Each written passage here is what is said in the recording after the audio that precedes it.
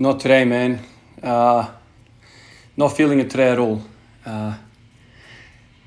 Just woken up from a second night shift in a row, so 12-hour nights.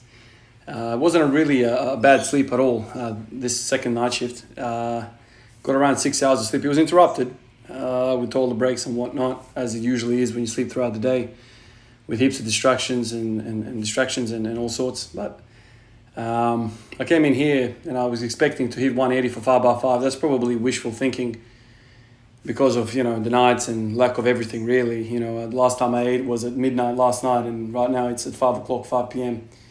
I slept for about 6 hours. I lazed around in bed, did some stretching and whatnot, and I really thought I was going to come in here and have a pretty good session. But the moment I came out here, it was like 30, 35 degrees, sweating like a pig.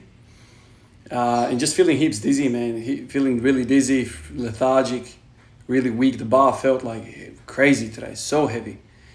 So I did 2 sets of 5. The second set, it looks pretty good the first few reps, but then I just basically run out of steam, man. I don't have that sustained energy, sustained strength.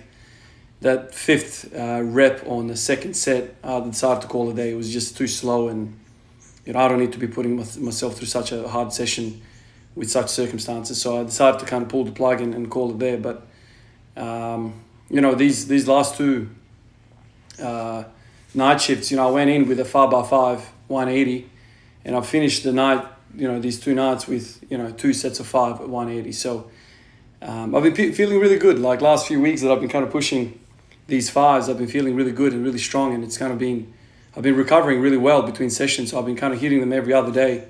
In between days, I was doing, front squats and try and hit singles, relatively heavy singles with that. So I've been recovering with that little kind of protocol quite well. 5s feel really good. My hips are feeling amazing. So I was kind of hoping today I could, possibly get through it. I actually thought back in my head, I could probably get, 7 sets of 5 if I didn't have this night shift business. Last time I hit 5x5, and I was going into a night and whatever, and I definitely felt I could have hit 2 more sets. So I thought today, oh man, this is the thing. You always have these conversations with your brain. You're always kind of assessing, weighing things up. The weird thing is, man, when I was looking at these sets today, they don't look too bad, but my God, under the bar, what I was feeling was hell. So damn heavy, man. But then you look at the video and you're like, well, that's not so bad. This is where it gets really murky, So what do I do? Do I just ignore how I'm feeling, how I'm struggling to kind of keep the core tight? I don't think you ignore that. I know the brain likes to lie to you every chance it gets, but in this instance, man, I've got reason to feel under the weather. I've got reason to feel not so strong. So having that in the back of my mind, and then having the kind of live feedback of the body telling me you're lethargic, you haven't eaten much, you haven't slept properly, probably dehydrated and the rest of that. Of course I'm not going to be most optimal. So this is the thing, if you talked to me 5 years ago, I probably would have pushed through this type of session. And I know what the 3rd set and the 4th and the 5th set would have looked like. More and more leaning over, more and more looking like a deadlift, more and more good morning that thing up. And of course, that's strength training as well. Doing good mornings is a strength exercise. Doing low bar squats is a strength exercise. But in the grand scheme of things, you're not actually training that right stimulus that you want to train, right? Because, there's a certain way you want to practice these movements, and you don't want every single exercise to end up being a good morning or a posterior chain exercise. So that's kind of how I think about it. So, today I decided to call it quits after the second set, and just, retire a little bit earlier tonight, have some food, and I try and get some good sleep tonight, and then kind of reset my clock somehow. I've been doing nursing for 12 years, man. You try all sorts of things to kind of combat these, these clock interruptions, if you will, body clock interruptions. It's hard, man. Some people struggle immensely. When I tell my colleagues what I do between nights, they all say I'm crazy. So wait a minute. So you're gonna go home. You're gonna wake up at 12, 1 o'clock, train, eat something, shower, the rest of it, and go back to bed for another little nap, and then come back for another night shift. Most people think I'm crazy for doing that. But for me, I've got this goal, clearly I've got this goal. So that's kind of pushing me to do these things and be productive, be greater than my, that voice in my head that's kind of always telling me you can't do it. And obviously it's unsustainable. If I was supposed to do 7 of these nights in a row, it's unsustainable to, sleep 5-6 hours and then go do a 12-hour night shift, and in between all of that, train. It's unsustainable. But the way I kind of do it, I never have more than 3 night shifts in a row. That's kind of how my rostering at work works, especially for us, 12-hour night duty nurses. We don't get more than 3. So I think to myself, okay, it's not optimal to have such poor recovery between night shifts, but I know the site's near. You know what I mean? Like I had 2 nights, and tonight I'm gonna really kind of compensate, or how should I say it? Replenish, recover all those hours that I've lost. So that's kind of how I look at it. I don't think every single night needs to be scientifically, on the dot, perfect sleep. Biology doesn't work like that. Human beings don't work like that. We're always kind of being challenged. We're always kind of homeostasis, whatever. It's always fighting for a balance. Every single thing in our body, every single blood test is always in flux. It's never fixed number. It's always kind of moving slightly there, back and forth. And I think sleep is like that as well. You're not going to have perfect situations. So that doesn't mean because you've gotten 7 hours sleep, you can't do any exercise. I think you can. And that's kind of how I look at it. And I think if I didn't train today, guys, I've been a nurse for 12, going to my 13th year. I've had periods where I didn't train at all during nights. So I know exactly how that works. A lot of you guys tell me, why don't you take days off in between these sessions?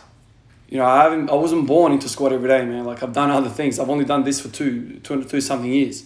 So there's been a lot of Ivan doing other stuff. So I know how it feels. I know what you guys are going through, that are not squatting every day. I know exactly what this is, man. I know exactly the feelings. If I didn't train today, I guarantee you I would have lazed around in the bed until 5 o'clock, 4 o'clock, or whatever the case might have been. Gotten up, sat on the couch, watched some TV, played with the kids, have another meal. And then 10, 11 o'clock comes up and I can't sleep. But because I've had this session, I've kind of exhausted myself. I've done some sort of exercise. Tonight, I'm guaranteeing you at 10, 11 o'clock, I'm going to be out like a light. And this is something that, shift workers don't understand, that don't exercise. How do you fall asleep like that so quickly? How can you go back with your clock so quickly? Like some people spend the next 2 or 3 nights trying to wind the clock back. So, tonight some of my colleagues will go to sleep like at 2 o'clock or 3 o'clock in the morning, and then the following night they go to midnight, and then the following day they'll try and get back to 10 o'clock. So slowly kind of work the clock back like that into, normality, some sort of normality. I always say to people, man, whatever, finish your last night shift and go and freaking kill yourself. Go kill yourself in the gym. I guarantee you're gonna be dreaming about that freaking pillow before you even get that. That's kind of how I look at it. This is how I auto-regulate my sleep. It's kind of like I'm cooking a big recipe, and I'm always kind of tasting what's up. And I'm like, okay, I need more salt, I need more pepper, I need more whatever the case might be. That's kind of how I do it. So right now I'm okay. I had maybe 3 points worth of recovery left in me, 3 points of effort. Spend those points, and I can go back to sleep and think nothing of it. So these sessions for me, they're not a 5x5 or a 7x5, but you have to understand, all I had in the tank today was a 2x5 or maybe a 3x5. I didn't start off with this much reserve. I started off with a smaller reserve, and I spend that, and that's all you're gonna do. And that's what I encourage you guys to do. You're coming to a training session, you come in and you go, okay, let's warm up and see what's available for me today. What resources are available for me today? Some days you're not gonna have 10 out of 10 reserves. You're not gonna be 100% ready, but you might be 5 out of 10 reserves. So spend the 5. You know what I mean? Don't not spend the 5. You got something there to spend. Use the fuel that you got. That's kind of how I think about it. So, you don't rock up on a day like, you got 5 out of 10 energy and you spend 10 out of 10 energy. That's not available to you, man. You can't drive a car on empty. So spend what's available. That's it. That's what I do. So tomorrow I'm going to come in with a lot more points than 3, So I might be at 7 tomorrow, at 8 or whatever. Let's see how I go and, go from there.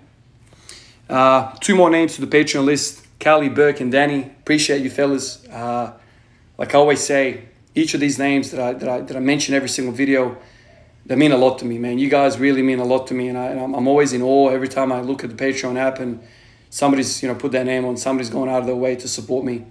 It really means a lot, man. I'm never going to stop mentioning you guys' names. And I'm never going to stop showing these names, because really, like, you are now part of my journey. You're part of my struggle, my grind. You're part of this community. You're part of, to a greater extent. I know even if you're not on the Patreon list, that's cool, man. Like, if you're watching these videos, you're commenting and you're contributing, I am 100% with you. You are supporting me like everyone else is supporting me. But for the guys that are going that extra step, I appreciate you guys. You know, you didn't need to do that. You did it. And I appreciate you for that. I'll catch you guys in the next one. Peace out.